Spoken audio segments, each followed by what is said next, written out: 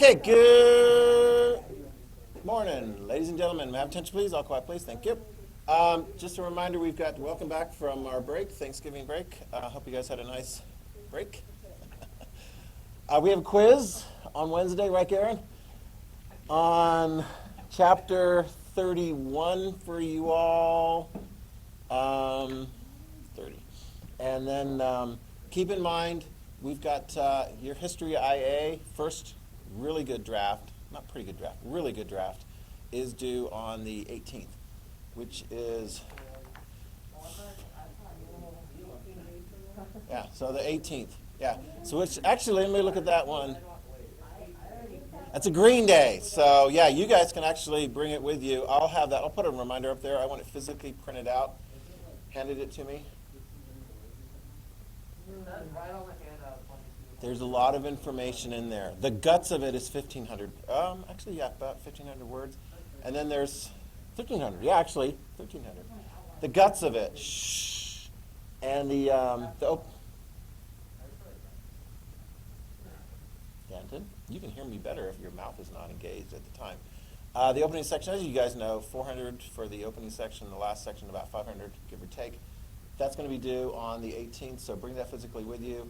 I'll set up a day earlier that week, probably maybe the Monday, to have you guys bring in a really good draft to do peer review with some other person. I'll actually have some in-class time on that. You guys need to, obviously you want to do a really good job on that, because that counts for 100 points for your grade for this semester. And if you do a really good job on that, and I look at it and go, wow, this is a really good job, and you only need to fix this, this, this, this, and this, guess how much you need to fix for next semester? Just this, this, this, and this. Yeah. If you turn in a really crappy job, we'll go, wow, we can't really justify having a meeting yet. Here, work on it. Do a much better job, and then I can read it and look and go, wow, now I can tell you, just fix this, this, this, and this as a result of a meeting, and then that final draft is going to be due at the end of next semester. Okay. In fact, I've actually got an official day for that. The 14th of May, which is actually not the end of second semester. The end of second semester is June 10th. And then we start the next school year, your senior year, like the following week. Just kidding. I think it actually does start in the middle of August. So summer break is going to be like a little bit shorter. It's okay.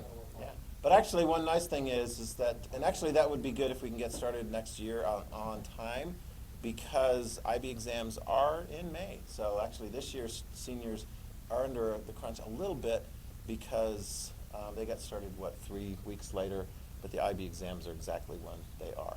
So anyway, let's see. We'll do this quick announcement thing and then we'll do the pledge. Here we go. Can't hardly read that, so I'll read that aloud to you. Now we got these written secondary announcements. Food drive, congratulations, senior, coming in first, 117 cans. Everyone, thanks everyone who participated, 192 cans in total. That applies to seniors. And then new announcements, send it to nsa@northstarcharter.org if you have announcements to go in, and then video announcements on Thursdays and Fridays. Okay, let's go ahead and stand for the pledge.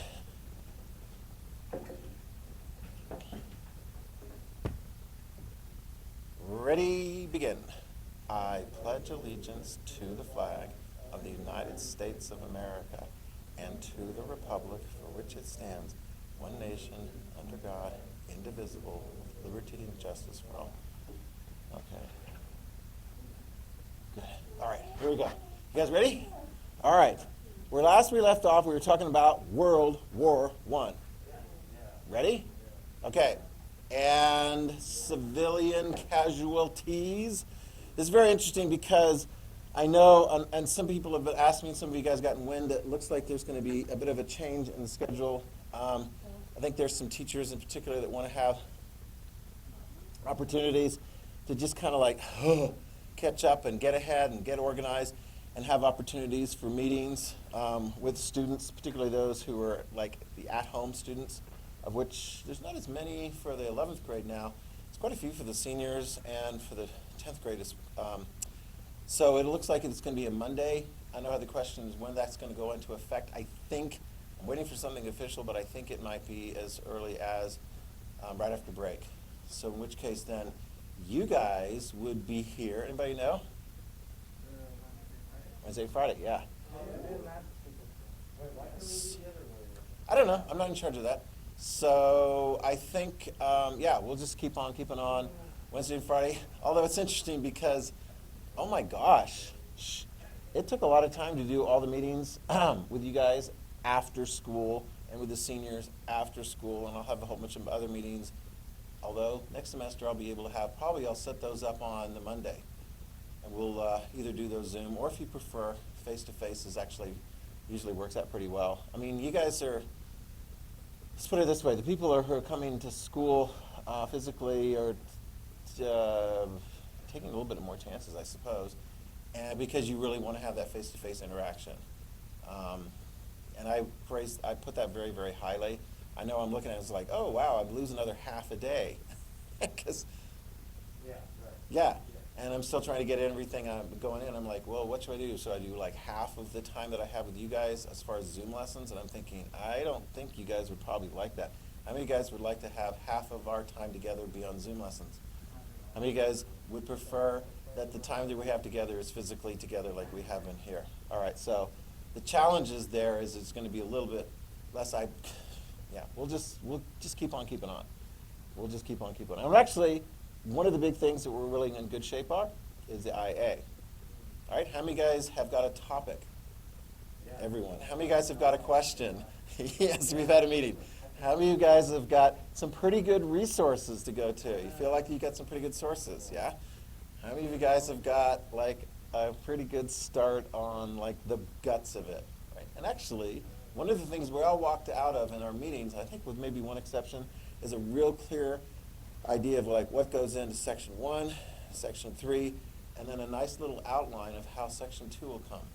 I really have tried to make this IA for the history part very doable, because I think it really is very doable. It's not this big, huge, massive mystery. It's a really small, compact, relatively small, compact. Take it seriously. I mean, you do want to take it seriously, but it's very doable. It's not this crazy, big, massive, unknown type thing. Pretty much everyone, when I finish having a meeting with them, they're like, oh, I feel better about this. I can do this. It's just a matter of setting up the time to do the research and the reading and the writing, along with everything else that you guys are doing. So, and that's pretty much like outside of class. So that's like outside of class. We still got like quizzes to do. I've got one more quiz for you guys after the 31. I'll set it up for next week. That'll be the Zen chapter dealing with World War I, and then no more quizzes for this unit on World War I. And so probably the next big test that we're going to have in here is going to be the World War I unit test, okay? And just kind of looking at kind of the impact of, as far as like how it's going to impact.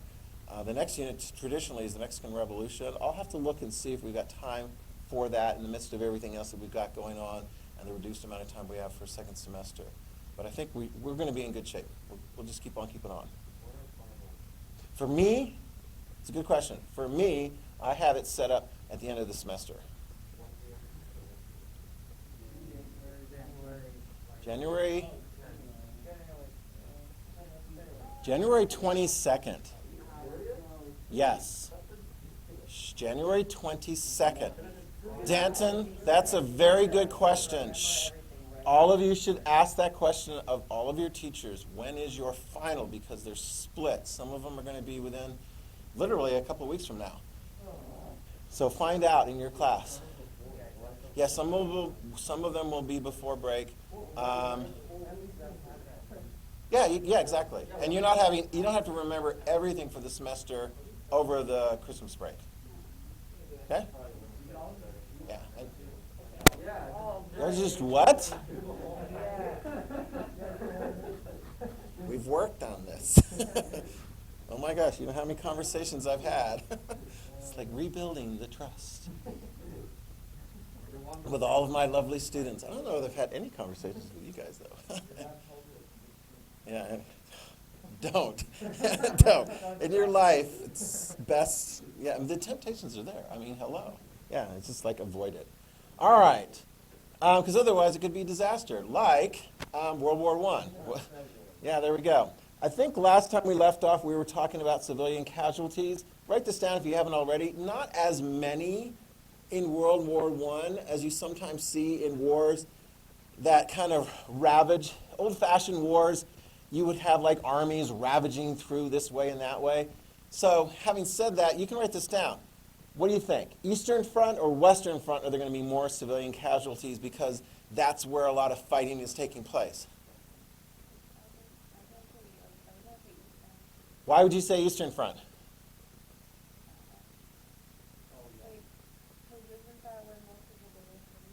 That's where there was a lot of movement, and ultimately it went deeper and deeper and deeper into Russia. And so as the German armies came in, if you're in a village, I mean, it's not very good to be in a village when a big fight is coming through. Okay? On the Western Front, where was the worst place as far as like civilian impact on the Western Front? Southern France?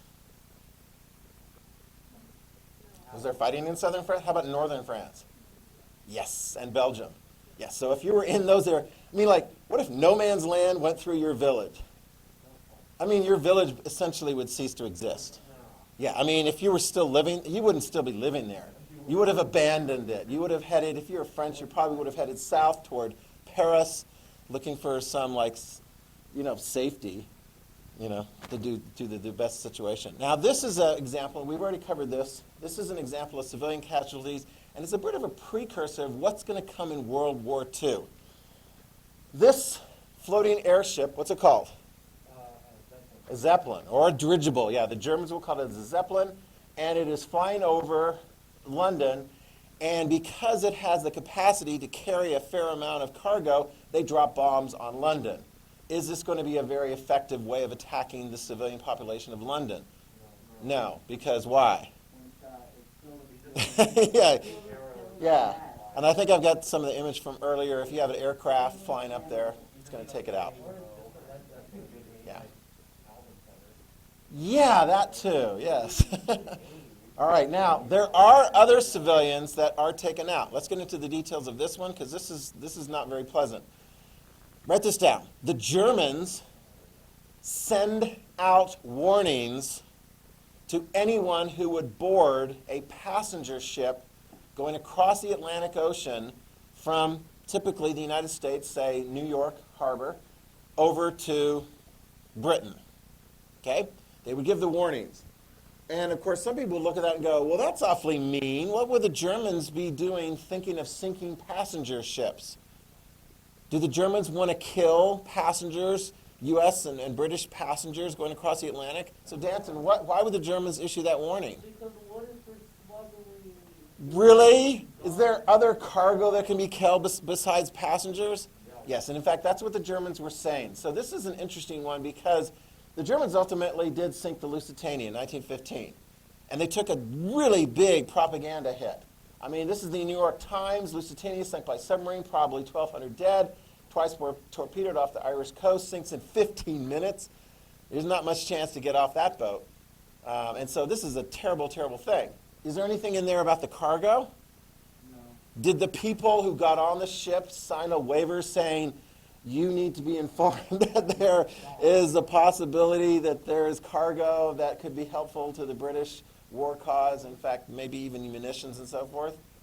No. So what do you think of, if there was cargo on there, what do you think of the Lusitania, the company, that the ship, the Lusitania? What do you think about them? Yeah, do you think positive about them? I mean, that's what the Germans are saying. Passenger ships are bringing stuff over. I mean, did the Germans sink merchant ships? They're not warships. Do they sink merchant ships? Yeah. Yes, they sink merchant ships. Do they sink U.S. merchant ships? Yeah. Continually? You guys have read this. You should have. Did the Germans ever stop sinking U.S. merchant ships? They stopped for a little bit. They stopped for a little bit, exactly, because President Wilson said, if you keep this up, Germany, we're going to enter into the war. And Germany did not want to go to war with the United States. But, make sure you have this down, Germany did not want to have the continual shipment of goods coming over from the western part of the Atlantic, including the United States, over continually providing weapons and food and other supplies to the British and the French. I mean, it really sucks for the Germans that way. I mean, you're not too sympathetic to somebody who fires a torpedo at a passenger ship, but in the extenuating circumstances there, you were taking a bit of a chance. And the Germans, they say, we gave you fair warning, but it still backfired on them. Okay? Questions about the Lusitania? All right, I mean, that one definitely did suck. Just a reminder then to you that, and we talked about this before, total war. Make sure you have that in your notes. The countries involved in World War I, the governments were like, man, we are totally going to win this. We are totally focused on winning this war. Therefore, can you just sort of like have as much food as you grow in your garden? No, not necessarily. Things will be prioritized for what kind of use? Civilian use or military use? So military use, exactly. What is it called? What is the thing? And it's a good thing to have in your notes. What is it called when it's like, well, we only have so much of this, petrol or fuel, and it's rationing. Very good, rationing. And the government would institute rationing, okay? The government would institute rationing. So, I mean, moving ahead to World War II, I remember it's like my mom talking about how in England there really wasn't much gasoline available for civilian use. So people were driving bicycles all over the place. I mean, that was it, because the high priority for fuel was for military use, okay? And that's going to be the way it is in World War I. An interesting thing, though, is that the militaries are going to be more important. Write this down. The militaries are going to be more and more important within the governmental structure, okay? I mean, imagine, we're in a pandemic right now. It could be worse. If it was worse, could you imagine, for the high priority of saving lives, winning the war against disease, that the United States put our military in an even more active role? I think the governor of Idaho has actually called out in the National Guard for a supportive role, right? For distributing, I think they're going to probably be involved in like support for hospitals and healthcare places that don't have enough people because they've been sick or on quarantine. And so, I mean, that's the extent. But imagine it was even bigger. If we were like full on deck military involvement to defeat disease, would the military step in and have some influence over your freedom and movement and other kinds of free choices that you have in your life? Yeah. Yeah, I mean, exactly. Yeah, in certain places where you have rioting and so forth taking place, it's kind of like, okay, we're going to put you on a curfew right now. Well, put this in your notes. The military takes over certain components of the government. So in the United States, even a free country with elections, we're going to see that that is going to cause some real concern. For example, free speech. When the United States ultimately declares war on Germany, is it okay at that point to still keep giving speeches against the war? Or do you highlight yourself as being an enemy of the United States? Is it free speech, or are you an enemy of the United States? This is going to be, I mean, depending on who you talk to, there will be people, you'll be reading about it if you haven't already, there will be people who have been seen to have gone too far and are seen as enemies of the United States based on what they say, and are going to be put in jail. Okay? And that's in a democracy like the United States. You're going to see similar things like that in Britain and France. Germany, Russia, they're authoritarian states. Okay? Who's in charge of Germany at the beginning of the war, Mia? I'll give you his title, Kaiser. And in English, we call him William. What do they call him in German? Do you remember? Anybody remember? No, it's his title. His title is Kaiser, or Emperor, Caesar. Wilhelm, you guys forget. Wilhelm II. Good grief, it's only been a week. Good grief, you guys need to really hone in on it. Wilhelm II, yeah. He is in charge of the government at the beginning of the war, but even his autocratic government is going to be more and more under the control of, write it down, these two guys right here. Okay? Paul von Hindenburg and Erich von Ludendorff. Hindenburg and Ludendorff. Hindenburg is ultimately, they name an airship after him. Okay, that was the one that blows up and catches fire in New Jersey in the 1930s, I want to say. And Ludendorff, we'll talk about him later on, these guys involved with Hitler and so forth after the war, these guys are going to take charge more and more of government, of the German government. So by the end of the war, Wilhelm, the Kaiser, really is not involved in a lot of the day-to-day operations. The military guys are. Why? It's total war. They're running the show. They're running the military campaign. So, let me ask you this. Are they to blame for Germany losing the war? Who is most responsible for Germany losing the war?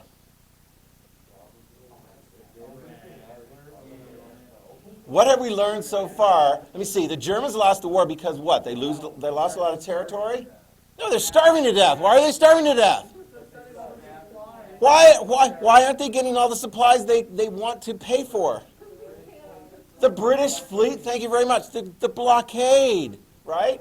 I mean, the Lusitania could provide stuff to Britain, but if the Lusitania is not going to Germany, the British would go, no, I'm sorry, you cannot go to Germany even as a passenger vessel. Yeah, Germany lost in part because they didn't have enough resources. They're starving near the end of the war. And, by the way, the United States jumped into the war. Surprise, surprise. So, question, though, are these guys going to take the blame? Are they going to be holding on to it, responsibility at the end of the war? Probably not. You can write that down. I'll tell you right now. By the end of the war, these guys are like, we're done. Yeah, is it like, what, are they going to hand the power back to Wilhelm? You know, he's going to quit. Let me see. If you've got a government that is a Kaiser, but then he quits, and the military generals who have really been in charge most of the time, they sort of drop their hands off, who's left holding the bag of this loser, failed World War I effort? Write it down. A democracy, because we're going to look into this. Write it down. A democracy in Germany. And you know how it is when you have government. Going back to analysis from 10th grade.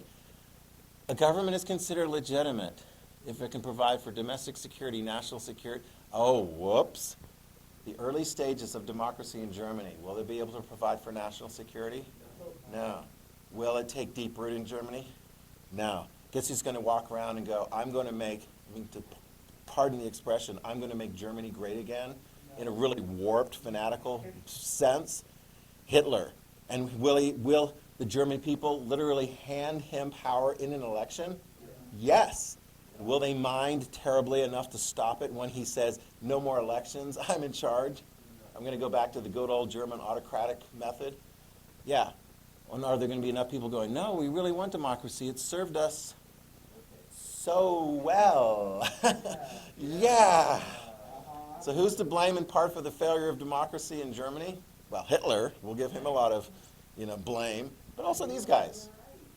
Have you ever been in a situation in your life where it's like things are going bad and then people are like, okay, you're in charge, drop. And you're like, what? No, I don't want to be in charge of this train. This is a mess. That happens sometimes in history, and this is a good example there. These guys were in charge of the country for most of the war because they needed to be in order to carry out the war effort. But they couldn't carry it out successfully, and they walked away by the end. Okay? Isn't that sad? Because, what's that going to be? Let me see. If Hitler's in charge of Germany and Hitler's got some really warped ideas about who's to blame, and he's going to pin the blame not on these guys. No, these guys aren't going to be blamed by the German people. They're going to blame it on the Jews. Look for a population within your country to blame it on. A scapegoat, to use the phrase from way, way back. A scapegoat. We need to offer up a sacrifice to the gods. Here, there is the goat. We will put all of our terrible sins and terrible things upon that goat and sacrifice the goat.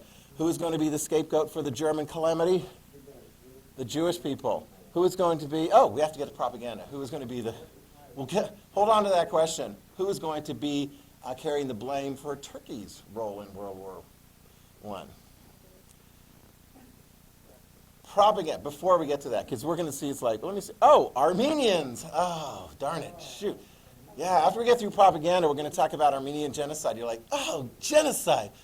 Oh, well, it's a good thing we can get through genocide and then leave it and not have to deal with it ever again in the 20th century. Wrong. We'll deal with it over and over and over. It'll be a recurring sad theme. But let's talk about propaganda. This is fun. Propaganda. This is actually good. This is a nice tie-over to what you do in English. You analyze various different things in writing or media sources. This is World War I propaganda. Write it down. World War I propaganda. This is pro-U.S. propaganda, although we would see this as well in Britain. You'd see propaganda in all kinds of different places because it's part of the total war effort.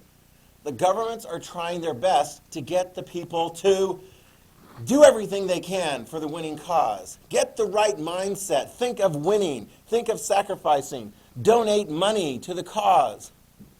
Well, if you don't want to donate money to the cause, at least write it down. Buy a war bond. Write it down. You know, like, what, a war bond? I'll call it this, a savings bond. Loan money to the United States government, or if you're in Britain, to the British government, or France, to the French government. How do you loan money to the government so that the government has enough money to buy enough weapons and material to win the war? Basically, yeah, you buy the war bond, okay? You got a savings bond. You ever going to get that money back? Yeah, after a period of... If you gave money to the Confederate cause during the U.S. Civil War, would you get that money back? No. If you did it for the United States, say in World War I or World War II, would you get that money back? Yes. Write it down. If you're on the winning cause, the governments will go heavily into debt. When there's a big thing that needs to be done, win World War I, win World War II, fight COVID and the quarantine and all the economic effects from that. Seriously, write it down. We go into debt. Do you know what the United States government has done over the last year? Or actually the last, 6 or 7 months? We've gone heavily into debt. Why?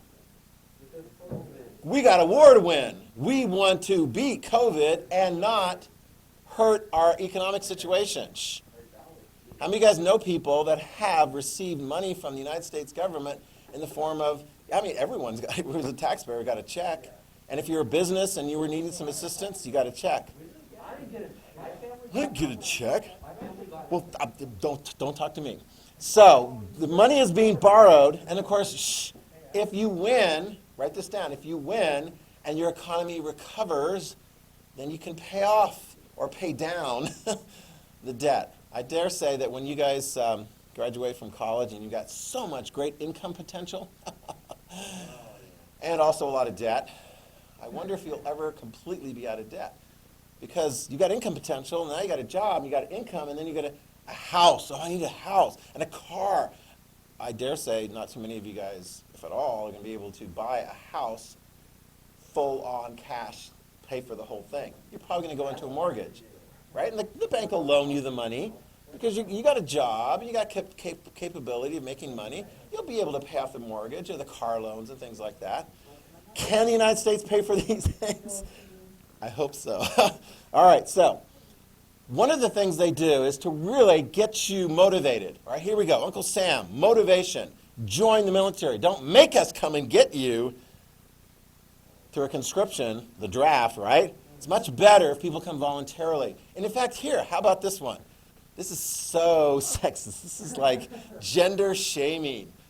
Gee, I wish I were a man.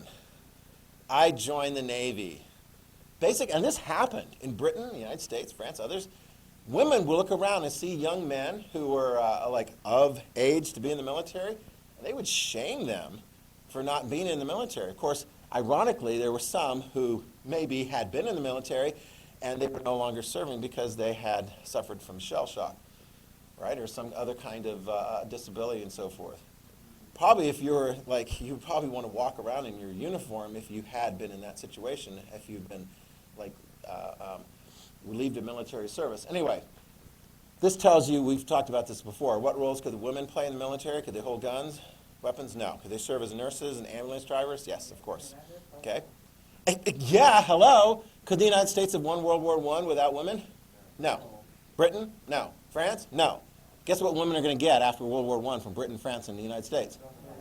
Right to vote. There is a connection.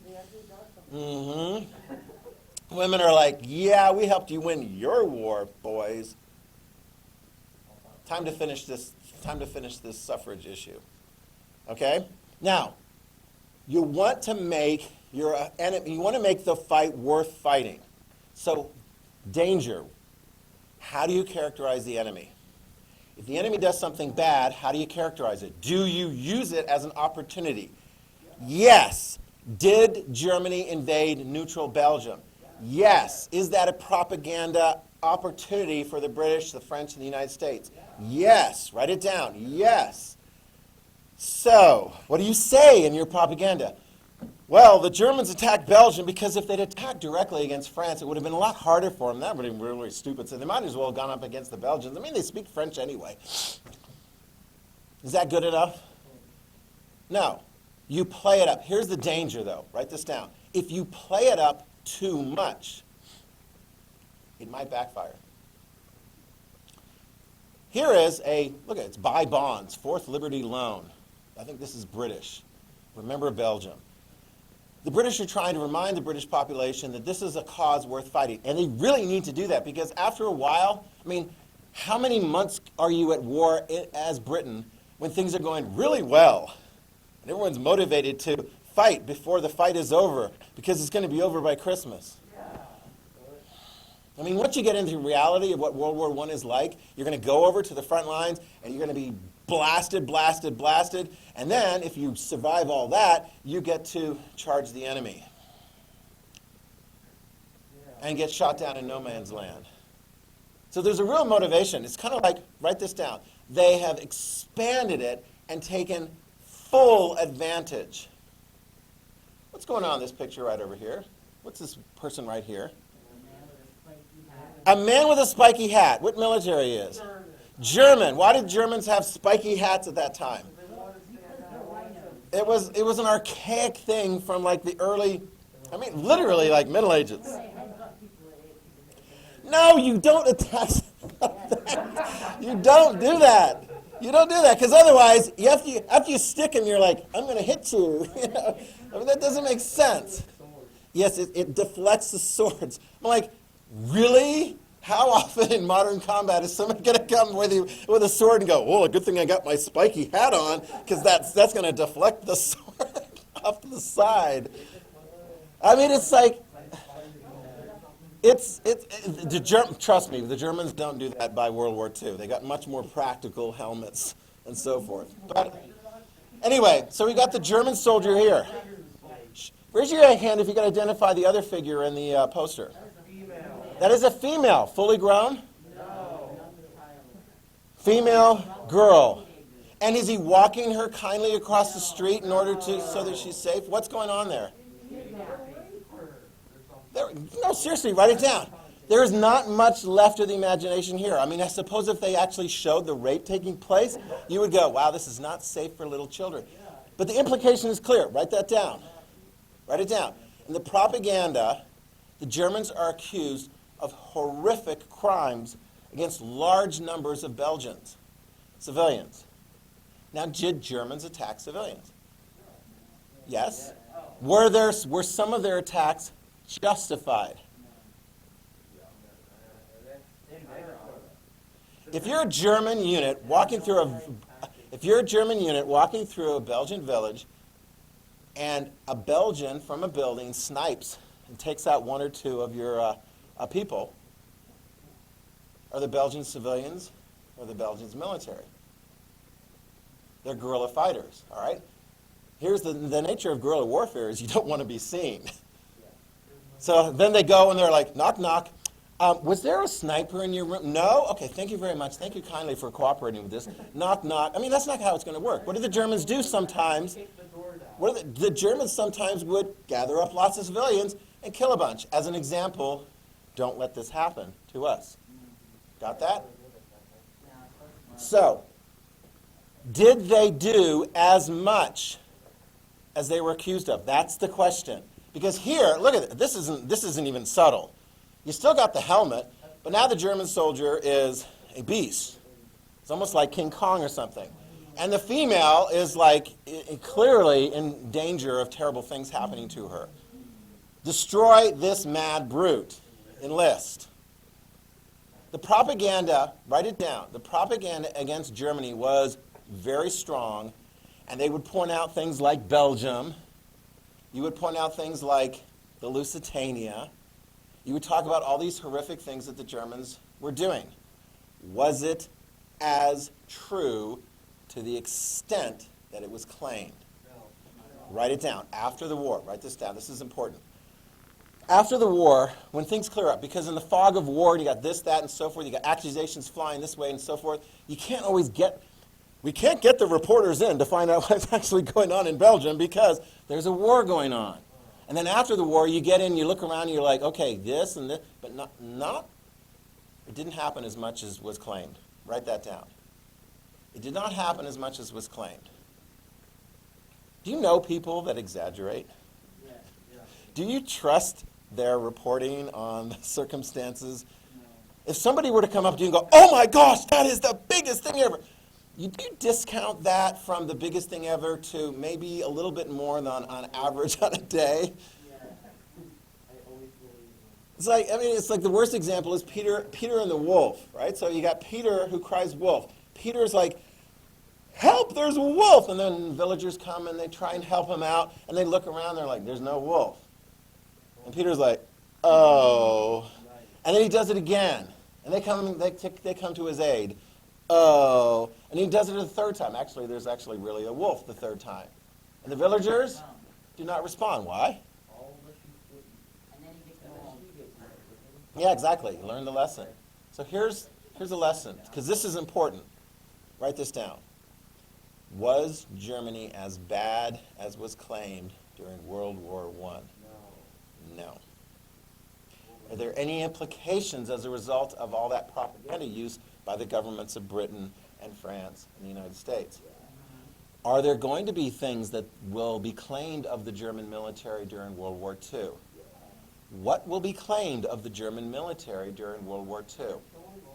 They're rounding up and killing Jews.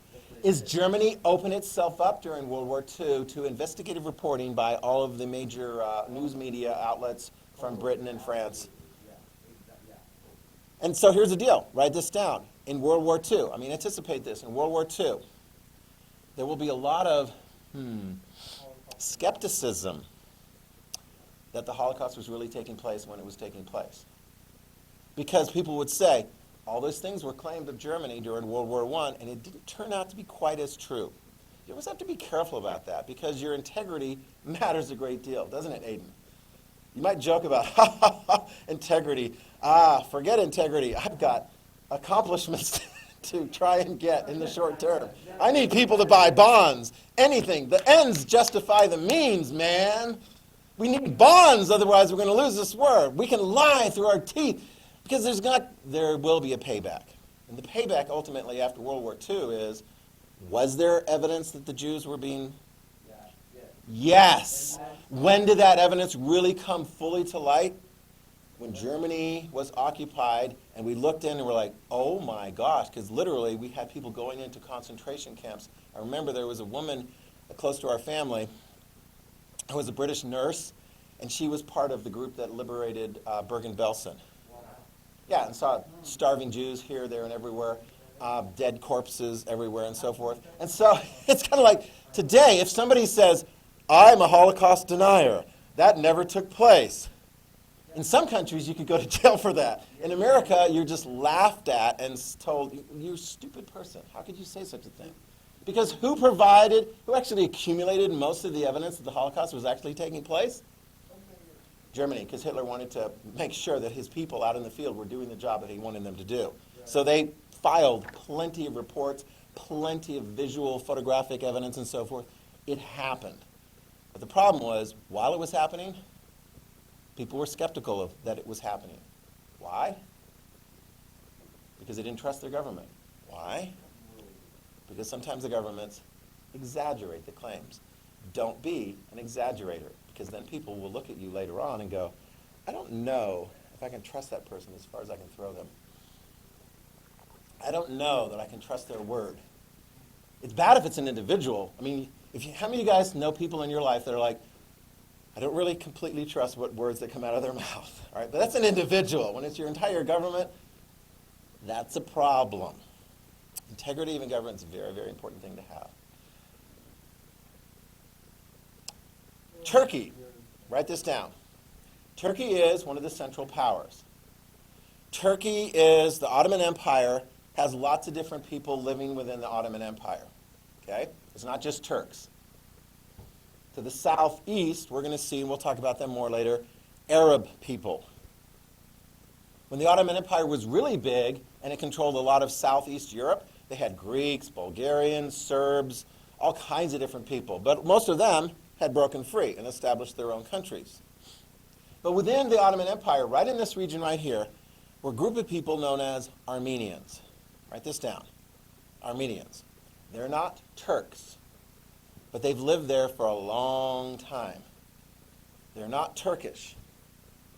And in fact, if you asked them, they wouldn't really mind having their own nation, their own country. I mean, everybody's doing it. Good grief. That's the big thing, having your own nation. Well, why are they different than Turks? Well, they're not Turkish peoples, and their religion is different. Armenians, write this down, tend to be Christian, okay? As opposed to the Turks, which are Islamic. Right? So you've got that mix going on there in that part of the world. And the Armenians, I mean, you're like, well, what are they, Catholic, Protestant, Russian Orthodox? No, actually, the Armenian Christian church was established among the earliest of the Christian churches. I mean, it goes way, way back. Yeah, I mean, but you're like, the proximity, I mean, like, let me see, where was all this stuff going on as far as the origins of Christianity? Like right down here, yeah. So they were one of the earliest areas to convert. Put this down. The Turks didn't trust these people. They didn't trust these people. They're like, oh my gosh, they're going to be against us. And in fact, definitely write this down. Russia, an enemy of the Ottoman Empire, tried to recruit the Armenians to help them out. You can't blame Russia for trying to do that. Because they're like, hey, you help us out, and we'll all beat the Turks, and then you'll get to have your own country. What do you suppose the Turks are going to do in response to what they perceive as a threat from within their own population? Oh, no. Oh, yes. Oh, no. Yes. They are going to kill upwards of around 1.5 million Armenians. This map is actually helpful to show you where this was taking place. I mean, you had like outright executions and imprisonments and so forth taking place, even in the large capital city of Istanbul. But the largest concentration of Armenian people are literally going to be taken by the Ottoman government and marched out of their villages into the desert and left there. Now, some of them are going to be shot, but of course, here's the downside. You're like, oh my gosh, I don't have much sympathy for these soldiers who are like lining people up and shooting them. I mean, I feel greater concern for the people getting shot. But I suppose if you drive them out into the desert where then you just leave them, most of the Armenians who died as a result of this genocide are going to be left there to die in the desert of starvation and the elements. 1.5 million. Question. The winners of the World War I, what did they do about it? Because after World War II, we're going to see that there's going to be efforts to like crack down on the Nazis and so forth, and Japanese treatments and of people. What are they going to do about the Armenian genocide? Nothing, because the Ottomans aren't in charge. This guy's going to be in charge, and he'll be like, I didn't have anything to do with it. I'm in charge of a new government in Turkey. And guess who's going to say, wow, Armenians, the genocide. Remember? Nobody did anything about it. That quote, I paraphrase from a guy by the name of Hitler. Because Hitler's going to figure out he could pull off something of equal scale, even bigger scale, and get away with it. He's going to try. And if he thinks he can get away with it, guess what? Then he's going to try. Yeah. So anyway, I've got a video to play for you next time, but yeah, now wipe her down and get ready to head on out here. Yeah. On that note, on that happy note, yeah, there we go.